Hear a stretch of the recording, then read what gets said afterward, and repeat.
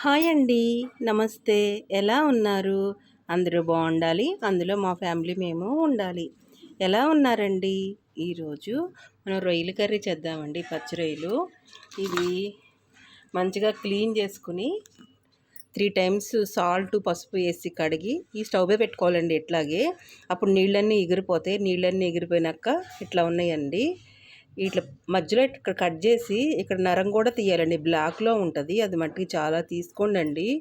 Late అయినా కానీ నీట్గా చేసుకోండి. ఇక్కడ ఉంటుందండి బ్లాక్ది. అది తీసుకున్నాక సాల్ట్ను పసుపు వేసి స్టవ్ మీద పెట్టామండి. ఇట్లా అయినాయి. వీటిలో కావాల్సినవి ఆనియన్స్, పచ్చిమిర్చి, అల్లం, ఎల్లిగడ్డ, కొంచెం కొబ్బరి, ఒక టమాటా. ఇది సాజీరా అండి. ఇవి మెంతులు జీలకర్ర అండి. మనం సీ ఫుడ్ అంటే రొయ్యలు కానీ చేపలు కానీ పీతలు కానీ ఎప్పుడైనా కానీ ఈ మసాలా మట్టికి లాస్ట్లో వేసుకోండి అండి. ఎక్సలెంట్గా ఉంటుంది. జీలకర్ర మెంతులు కొంచెం వేయించానండి. ఆయిల్ ఏమి వేయొద్దు, కొంచెం వేడి చేయాలి. ఇది పెప్పర్ అండి. పెప్పరు, దాల్చిన చెక్క, స్టారు, కొంచెం కొబ్బరి. ఇవన్నీ పొడి పొడిగా మిక్సీ కొట్టుకుందాం. ఇవి విడిగా ఇవైతే మనం కర్రీలోనే వేసుకోవాలి. అల్లం ఎల్లిగడ్డ ఇవన్నీ మిక్సీ కొట్టుకున్నాక రెండింటి కర్రీ చేసుకుందాం. ఎలా చేస్తానో చూద్దురు కానీ. ఇప్పుడు స్టవ్ అంటించుకొని గిన్నె పెట్టుకుందామండి.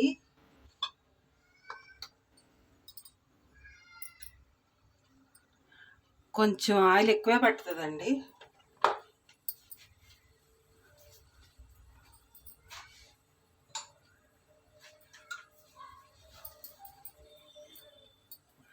సాజీరా,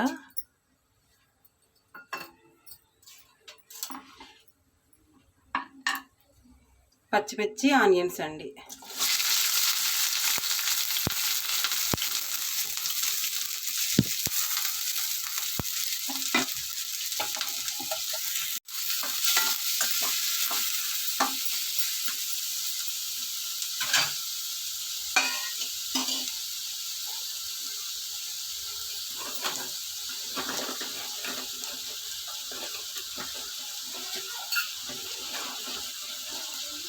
నాన్ వెజ్ దేంట్లో అయినా కానండి రాక్ సాల్ట్ వేసుకోండి. నాన్ వెజ్లో బాగుంటుంది. సరిపడా వేసుకుందాం. మనం రొయ్యలు వేయించేటప్పుడు కూడా అండి కొంచెం పసుపు, కొంచెం ఉప్పు వేసాము. తప్పదనం లేకుండా ఉంటాయి రొయ్యలకు కూడానండి.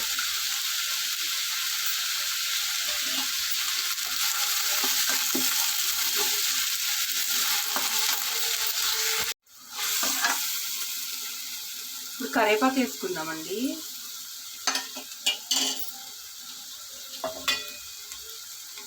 కొంచెం పసుపు వేసుకుందాం.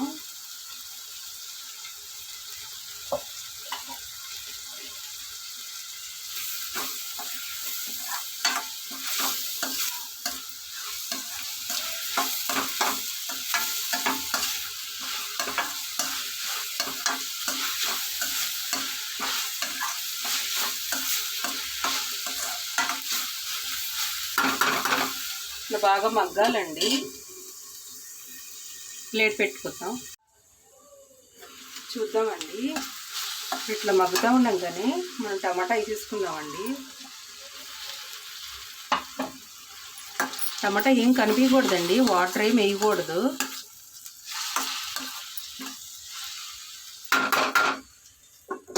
ఇట్లా మగ్గనియాలండి. చూద్దామండి.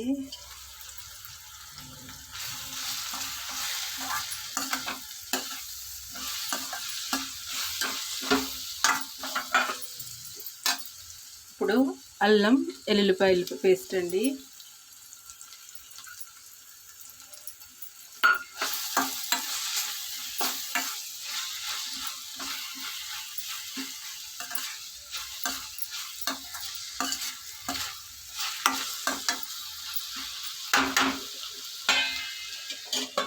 మగ్గనిద్దామండి. కారం తెచ్చుకుందాం. మనం నాన్ వెజ్లో సపరేట్ వేస్తాం కదండి, తీసుకొద్దాం. మనం కారం వేసుకుందామండి. అంటే ఇది కర్రీలో వేసేది కాదండి, మామూలు వెజిటేబుల్ కర్రీలో వేసేది కాదు, నాన్ వెజ్లో సపరేట్ తీసామండి. వీడియో మనం చూడండి.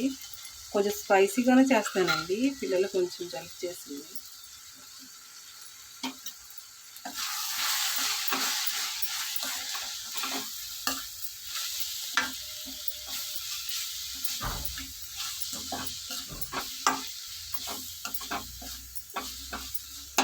ఇట్లా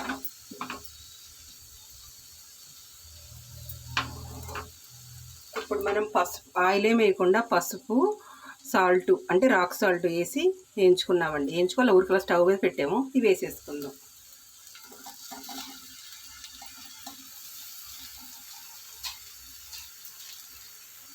ఇవి క్లీనింగు ఇవన్నీ కొంచెం లేట్గానండి, వండటం మట్టికి ఈజీగా అయిపోతుంది. టేస్ట్ కూడా చాలా బాగుంటుందండి.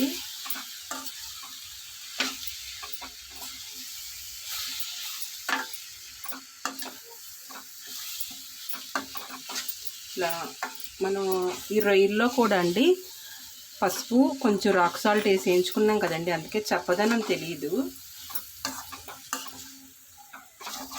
ఇట్లా చూసుకుంటా ఒక 5 మినిట్స్ మీడియంలో పెడదామండి.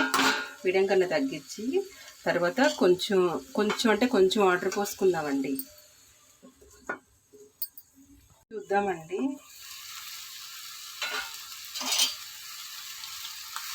టైం లేట్ అయిందండి. ఈ కర్రీ చాలా బాగుంటుంది. అంటే పచ్చి రొయ్యలు మేము చాలా రకాలు చేస్తామండి. బెండకాయలు వేస్తాం, వంకాయలు వేస్తాం, కొబ్బరి వేస్తాం, కొబ్బరి పాలు పోస్తాం, చాలా రకాలు వేస్తామండి. దోసకాయలు, గోంగూరలో కూడా వేసాము. కొంచెం అంటే కొంచెం అండి వాటరు చూపిస్తాను. చిన్న బౌల్ ఉంది కదండి, వాటర్ సరిపోతుంది.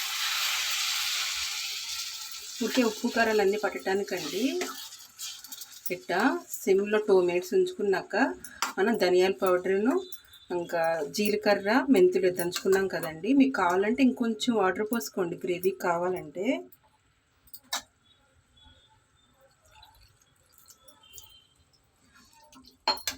మా పిల్లలు కూరలాగన్నా దగ్గరికి ఇష్టపడితేనే తింటారండి. మా పెద్ద పాపకైతే చాలా ఇష్టం అండి. ఇట్లా ఒక 5 మినిట్స్ పెట్టినాక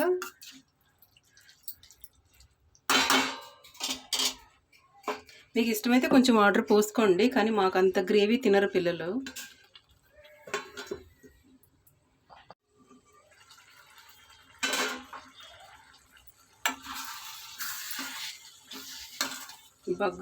స్మెల్ అయితే చాలా బాగుందండి. మేము నాన్ వెజ్ తిని 2 మంత్స్గా అవుతుందండి. ఈ రొయ్యలు తినేది చాలా అవుతుంది. ఇప్పుడు మనం ధనియాల పౌడర్ అండి, ధనియాలు, పెప్పరు, ఎండు కొబ్బరి వేయించుకున్నాం కదండి.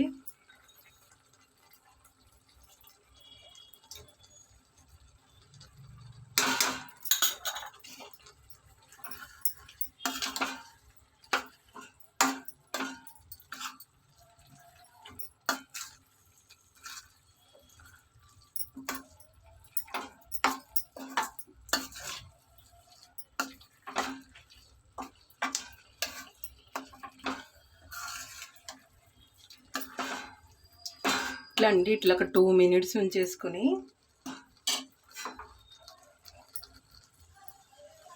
ఈ మసాలా పట్టే వరకు ఒక 2 మినిట్స్ ఉంచుకుందామండి. తర్వాత మనం వేసుకోవాల్సింది మెయిన్ ఇంపార్టెంట్ అండి, ఇదొక్కటి గుర్తుపెట్టుకోండి. ఇదొక్కటి వేసుకుంటే మా ఛానల్లో నేను ఎప్పుడు గుర్తుకుండిపోతాము.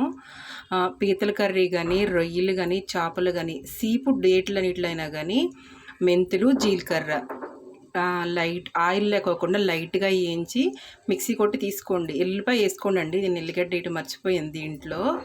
ఇది లాస్ట్లో వేసుకోండి అండి. టేస్ట్ అయితే ఎక్సలెంట్ అండి, సూపర్గా ఉంటుంది టేస్ట్ అయితే.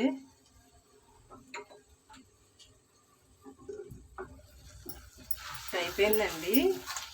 మనం ఉప్పు కూడా కరెక్ట్గానే వేసానండి నేను, రాక్ సాల్ట్. ఇప్పుడు ఇది వేసుకుందాం.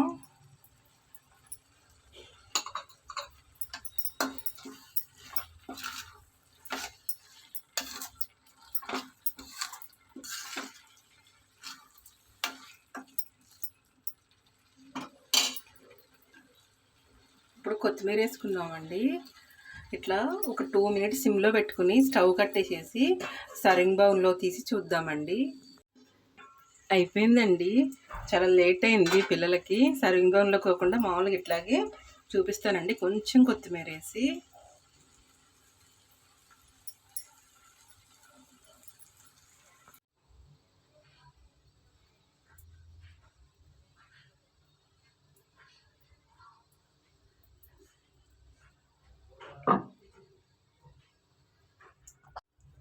ఇట్లా అండి మనం చేసుకున్న రొయ్యల కర్రీ అయిపోయిందండి. చాలా లేట్ అయింది, పిల్లలకి ఆకలేస్తుంది.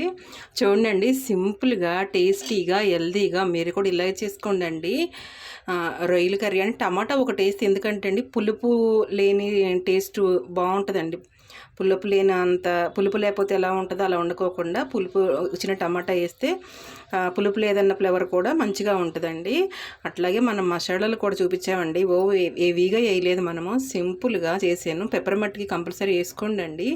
మీరు కూడా ఇలాగే చేసుకుని వీళ్ళైతే మీ విలువైన కామెంటు నాకు కామెంట్ పెట్టండి. అందరూ లైక్ చేయండి అండి. నా లైక్లు ఎక్కడకపోతున్నాయి, అందరూ లైక్ చేయండి అండి. ప్లీజ్ అండి నా ఛానల్ సబ్స్క్రైబ్ చేసుకోండి. మీ ఫ్రెండ్స్కి రిలేటివ్స్కి పంపించండి, సబ్స్క్రైబ్ చేసుకోమని చెప్పండి. వీళ్ళైతే మీ వాట్సాప్లో స్టేటస్ కూడా పెట్టండి అండి. ఇండియా తెలుగు రుచులు. ఉంటానండి, బాయ్. ఎలా ఉంది నాన్న? పెట్టుకో పెట్టుకో.